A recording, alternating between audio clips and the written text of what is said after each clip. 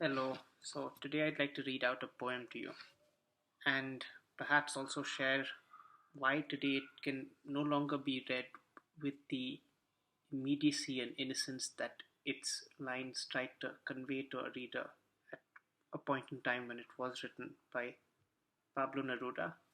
I think he's a Chilean poet from South America. I think he may have even won the Nobel Prize at some point. Let me quickly check it up. Pablo Neruda. Hmm. Well, he won the International Peace Prize, and yes, in '71 he won the Nobel Prize for Literature. But the poem that I had in mind is titled Lost in the Forest. Lost in the forest, I broke off a dark twig and lifted its whisper to my thirsty lips. Maybe it was the voice of the rain crying, a cracked bell, or a torn heart.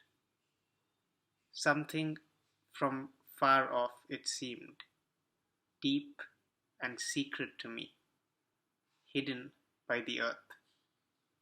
A shout muffled by huge autumns, by the moist, half-open darkness of the leaves.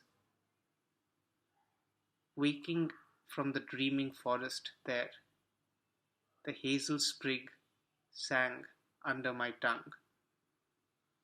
Its drifting fragrance climbed up through my conscious mind, as if suddenly the roots I had left behind cried out to me, the land I had lost with my childhood. And I stopped, wounded by the wandering scent. There's a way in which I think for a lot of us it's difficult to relate with a poem that suddenly finds a symbol or an aspect of an experience which relates so powerfully to nostalgia. I mean, what would memory be? How do we relate to it? How do we think about such a seemingly ubiquitous category?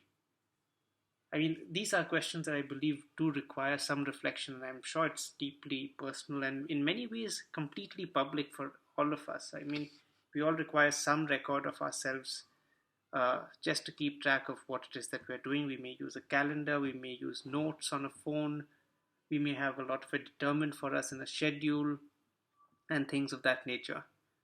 And there may be like certain repetitive patterns like work and play or rest and chores and groceries and things of that kind. Um,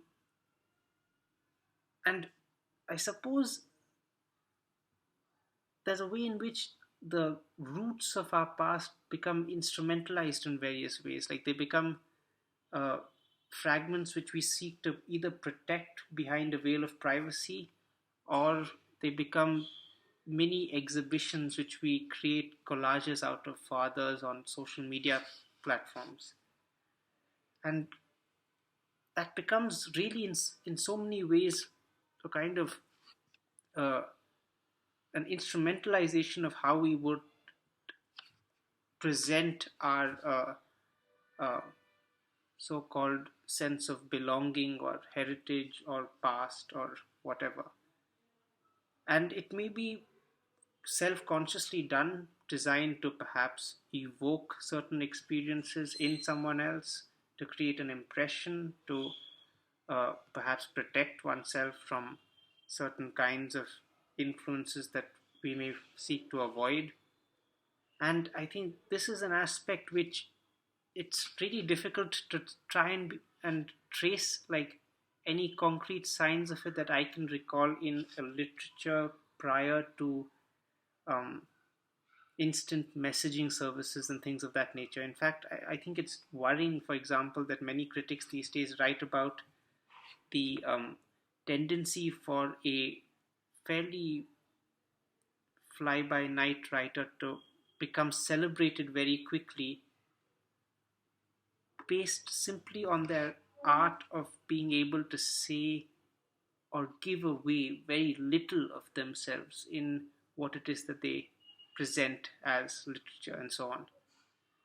And I think that's a worrying tendency. I would agree with critics there. I mean, I think I'd actually should link articles when I make these claims, and perhaps I will, but just as a note, and that follows a reading of a poem that once deeply appealed to me in college when I first read it, Lost in the Forest by Pablo Neruda. Bye bye.